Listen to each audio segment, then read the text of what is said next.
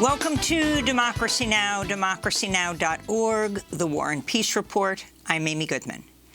A British court has ruled in favor of the U.S. government's appeal to extradite WikiLeaks founder Julian Assange to face criminal charges in the United States. A London district judge had previously ruled Assange should not be extradited because he would likely die by suicide in a U.S. prison. UK Judge Timothy Holroyd said he was satisfied with a pledge from the United States that Assange would not be held in a maximum security prison in Colorado. Outside the court, supporters rallied for Assange's release, warning his extradition would be a major blow to press freedom worldwide. We'll have the latest on Assange's case after headlines, speaking with one of his lawyers as well as his brother. This comes 2 days after Secretary of State Antony Blinken addressed the White House's virtual Summit for Democracy, where he announced U.S. efforts to support independent journalism and reporters targeted for their work. On Thursday, President Joe Biden welcomed Venezuelan opposition leader Juan Guaido to the Democracy Summit rather than Venezuela's democratically elected president, Nicolás Maduro. Estamos convencidos de que podemos salvar a la democracia. We are convinced that we can save democracy and therefore save Venezuela, something that the bad guys are winning, but I think it is exactly the opposite. The Biden administration continues to recognize Guaido as Venezuela's leader. That's despite his involvement in a failed coup attempt in 2019, his failed bid in 2020 to storm parliament with a group of lawmakers in order to forcefully swear himself in as Venezuela's leader. Guaido was also linked to a failed coup plot in 2020 led by Venezuelan dissidents and American mercenary company. A federal appeals court has rejected former President Trump's attempts to keep White House documents secret from the House committee investigating the January 6th assault on the Capitol by a pro-Trump mob. The ruling sets up an emergency review at the Supreme Court, which will weigh whether President Biden had the authority to waive Trump's claims of executive privilege. On Thursday, the January 6th Select Committee released slides from an internal White House PowerPoint presentation that argued then-President Trump should declare a national security emergency in order to delay certification of the results of the 2020 election. The 38-page presentation concluded, quote, "Trump wins." This all comes as the New York Times reports Attorney General Letitia James may soon subpoena Trump to testify under oath in a civil fraud investigation. Separately, Letitia James announced Thursday she's pulled out of the New York governor's race in order to focus on her investigations, which could include a criminal probe, does include a criminal probe of Donald Trump. Here in the United States, at least 4 states have called in the National Guard to assist overwhelmed doctors and nurses after a post-Thanksgiving surge in COVID-19 cases led to a 15% jump in hospitalizations in just 2 weeks. Nearly all U.S. cases are linked to the Delta coronavirus variant, though health officials warn the Omicron variant continues to spread rapidly. On Thursday, federal regulators approved booster doses of Pfizer-BioNTech vaccines for 16- and 17-year-olds.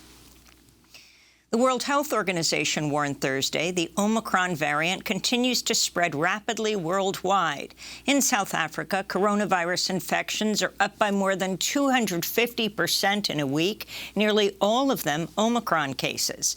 And the United Kingdom's Health Security Agency said Thursday Omicron appears to be outcompeting Delta and is likely to become the dominant variant in Britain. Kate O'Brien, the head of the WHO's Department of Immunization, warned rich countries against hoarding vaccines in response to the new variant. Head into whatever the Omicron situation is going to be, there is risk that the global supply is again going to revert to high-income countries hoarding vaccine. A warning to our audience, this story contains disturbing footage and descriptions. In Chiapas, Mexico, at least 54 people were killed and over 100 injured Thursday when a truck carrying migrants overturned. Most of the victims were people from Central America. Witnesses described a horrific scene after the trailer fell on its side, split open, and spilled bodies onto the pavement. The crash came the same week the Biden administration restarted and expanded the Trump-era Remain in Mexico policy for asylum seekers, and after the U.S. and Mexico agreed to crack down on migrant caravans. Advocates say the policies have forced migrants to take on more dangerous and clandestine routes to reach the U.S. border. Filipino journalist Jesus Jess Malabanan was shot dead Wednesday by unknown assailants. 58-year-old Malabanan reported for a number of outlets, including Reuters, where he worked on their coverage of Filipino President Rodrigo Duterte's deadly war on drugs. The reporting won a 2018 Pulitzer Prize. Rights groups say dangers facing journalists have increased under Duterte. The National Union of Journalists of the Philippines found 21 media workers have been killed since he took office. This comes as the noted Filipina journalist Maria Ressa accepted the Nobel Peace Prize today in Oslo. Later in the broadcast, we'll play part of her acceptance speech. Police in Daytona Beach, Florida, say they've thwarted a gunman's plans to carry out a mass shooting at the Embry-Riddle Aeronautical University. On Thursday, police announced the arrest of 19-year-old John Higgins, who was carrying a backpack containing a collapsible semi-automatic rifle, ammunition, and several magazines, including one loaded with 32 bullets. Police Chief Jakari Young says officers were alerted to the plot after two students reported Snapchat group messages they received from Higgins. He referenced Columbine. He said once he was done at that firing range, he was going to campus to enact a Columbine. By the grace of God, those two students came forward and thwarted that plan. In a historic workers' victory, employees at a Starbucks store in Buffalo, New York, have voted to unionize. The Elmwood Starbucks is the first among the coffee chain's 9,000 U.S. locations to form a union.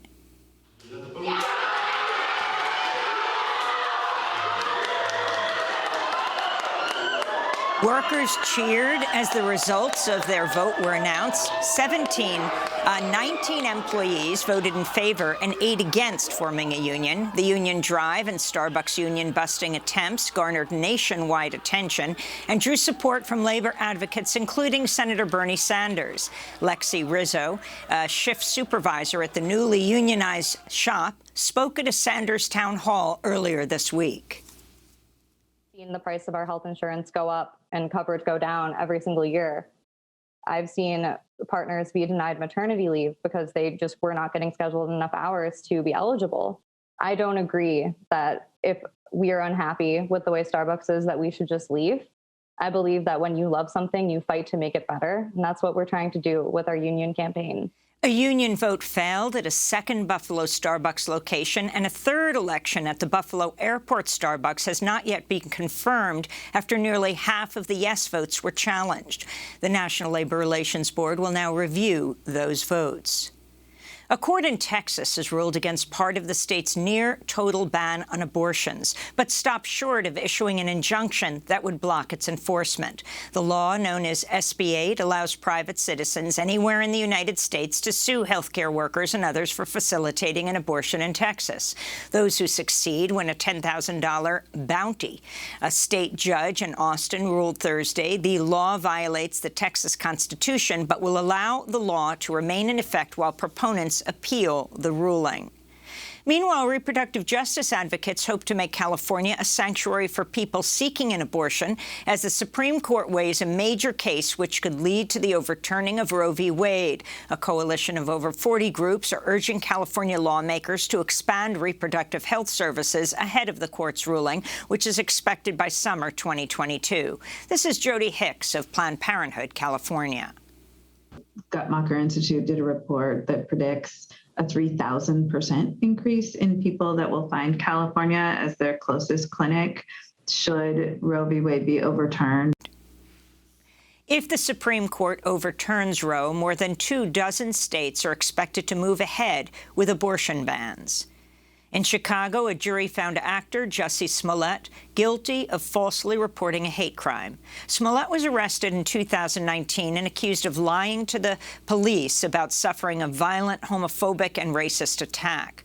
During Smollett's trial, 2 brothers, who were personal acquaintances of the former Empire actor, testified he paid them $3,500 for the staged attack and instructed them to place a noose over his neck while shouting lines like, quote, "This is MAGA country." Smollett faces up to 3 years in prison. He was released on bond, and his lawyers vowed to appeal. Here in New York City, environmental and human rights lawyer Steve Donziger has been sent home under a pandemic-related early release program to serve the rest of his 6-month prison sentence from his apartment. Donziger was sentenced in October for contempt of court after a corporate prosecutor tied to the oil and gas industry went after him for successfully taking on Chevron on behalf of indigenous groups in the Ecuadorian Amazon whose land and water were contaminated by the oil giant. International rights groups and a number of U.S. lawmakers, including Congress members Alexandria Ocasio-Cortez and Rashida Tlaib, have called for his release. Donziger, who had already spent over 2 years under house arrest before his prison sentence, vowed to continue fighting for his freedom and to hold Chevron accountable for its crimes. And New Zealand proposed new laws to outlaw the sale of cigarettes to upcoming generations and dramatically curtail the availability of tobacco.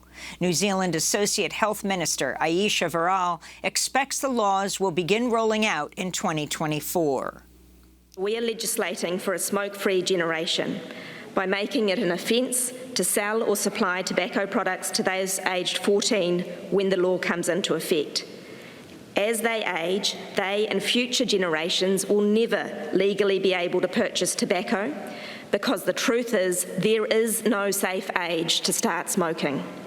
More than 11% of New Zealanders over the age of 15 smoke, but that rate reaches nearly 30% among the indigenous Maori population.